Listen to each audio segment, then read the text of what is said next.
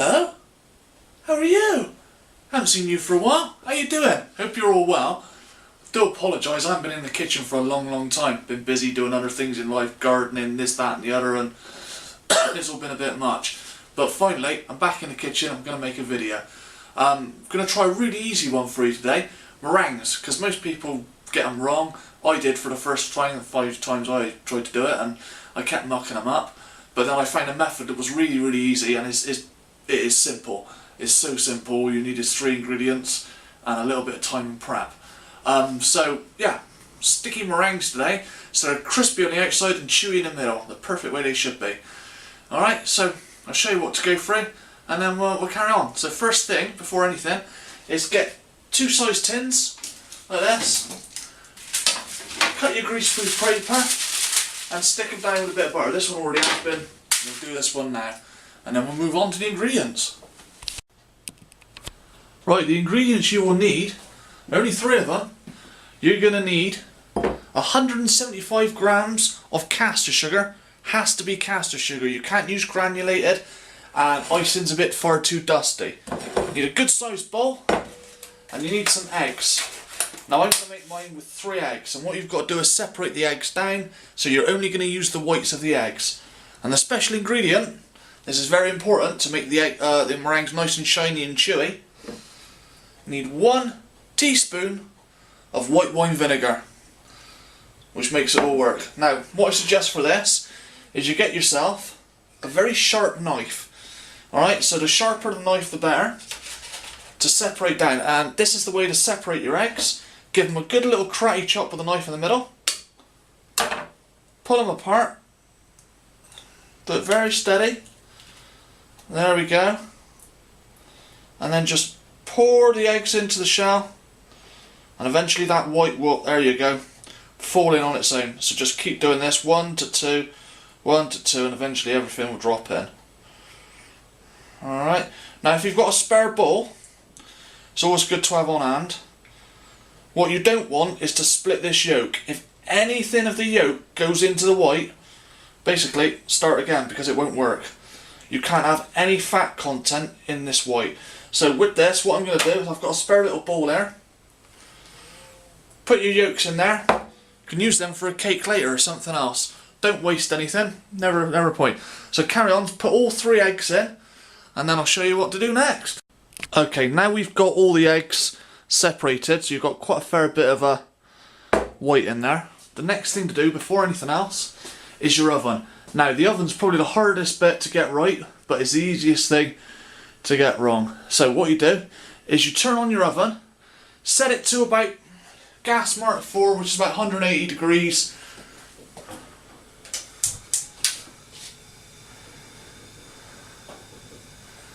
Okay, what you want to do, this is a strange method of doing the oven. You put it on number 4 or 180 degrees, and then as soon as your mix is ready, you turn it back to just slow cooker, which is on half. So it's half a gas mark. I don't know what that is on electric. It's the lowest setting possible. But you start on 4. So when your meringues go in, they seal quite straight away and they go crispy. But then what they do is they suck all the moisture out on the low heat. It's quite a long bake. It's 2 hours. Okay, so back to our mixture over here. What you want to do next is get yourself an electric whisk, and we whisk on up. Right, next thing to do is to start whisking. So what you want to do is get your whisk, put it on full high, and we whisk it till it looks like a foamy sort of mixture first. So you can see there it's starting to turn to foam already. So it's getting there.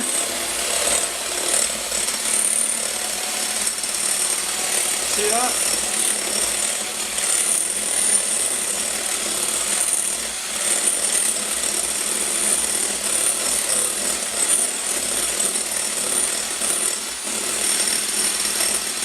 So when it gets to that stage, like a nice foam bit, add half your sugar. So half your sugar is going to go in first. Remember, this is caster sugar, not granulated, has to be caster. So there's half our sugar in, full power again.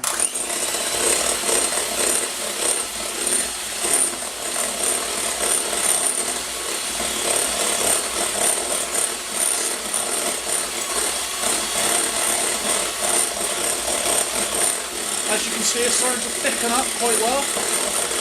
So that's going alright.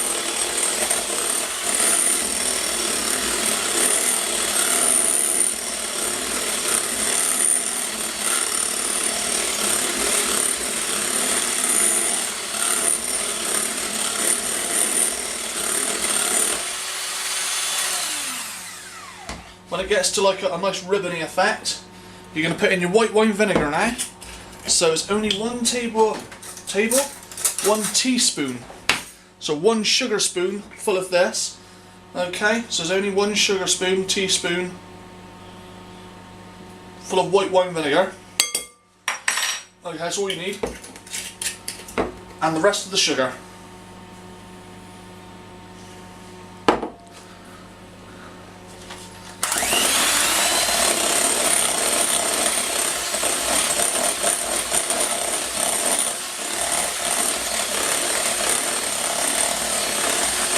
Power until you get nice soft white peaks. So you're getting ready. See the ribbon effect there? It's starting to thicken up.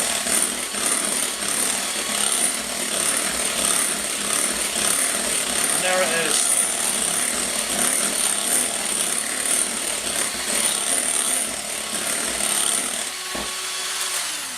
It should look like nice glossy paint. See, you got little peaks on the top. So it should be stable, nice glossy peaks, and that's it, done. Ready to put it onto the actual baking trays now. Now, we've got the mix ready, and we've got our baking trays out with our greaseproof paper on, so we're ready to go. Now everyone says the best way to test a meringue to make sure it's ready is to put it above your head. So in the interest of science, let's hope I don't get completely covered in foam. Here we go. It's fine, so that's good. Didn't get covered in goo. So right, now what we got to do is we're going to put the stuff onto the baking tray. Okay, using 2 dessert spoons, what I'm going to do is spoon out one mix like this. See how lovely and glossy and fluffy that is? And then just spoon it on like that. Okay, then we get another one, and we're going to put these as evenly spread out as we possibly can. So, there's another one there. Try not to get peaks on because the peaks break off, so if you can flatten that down, it's all the better for the end product. Put another one in the middle there. Now for 3 eggs and the amount of sugar you use, you usually get about 12 of these meringues. So that's 6 lots you can sandwich together and add cream and some fresh summer fruits for a fantastic way of having a nice little afters. Another way you can do it is you can pipe it on. So if you pipe it all into a circle, you can then make a pavlova type base, things like that. But that will take slightly longer to cook. Now, when we cook these, we're cooking them for 2 hours on the lowest heat possible in your oven. Alright, so that's 2 hours at the lowest heat possible.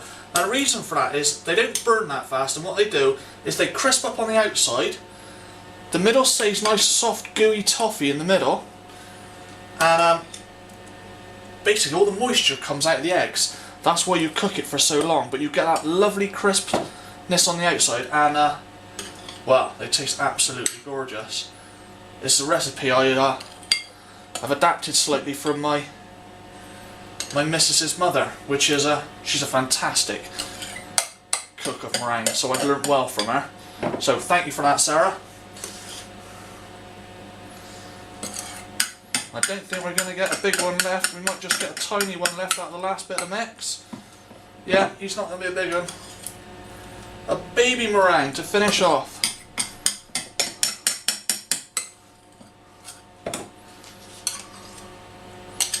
So as I said at the start of the video, it's on gas mark 4 at the moment, the oven.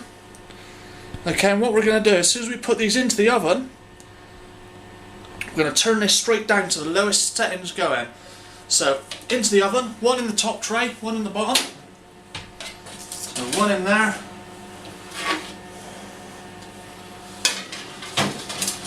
One in there. And as soon as they're in, turn it to the lowest setting possible. Now the reason for that is so when they go in, they get nice and hot and they're kind of like seared straight away, but then you turn it down to get the moisture out.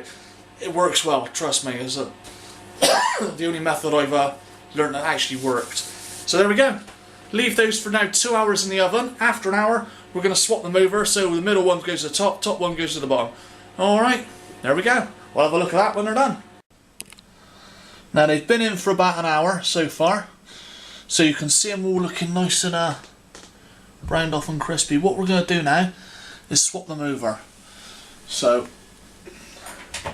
sorry about the angle there, I'm just grabbing a set of oven gloves because I don't want to burn my little hands off. So grab them. Looking good, those are. Oh, and they're looking lovely, see? And then we swap them over. That goes on the bottom, that goes on the top. Another hour to go. They should all be lovely to eat then. And here we are with the finished product. Well, they're all done. So I'm going to show you what they look like in the middle, but I've been in for 2 hours now and I break one open. So look at that. Gooey and lovely and fluffy and light in the middle. Crunchy on the outside. And just taste it to make sure it's alright. That. Last glass. There you go. Meringues. Easy. It'll take a long time to bake, but the preparation for it was about 5 minutes tops. And that's it. You're done. So, enjoy your meringues. Put a little bit of cream between them, a little bit of fresh fruit. Put them on top of chocolate, melted chocolate over the top, whatever you want to do. Much better than buying those rubbish ones from the supermarket. And so easy to make. Enjoy! Happy baking!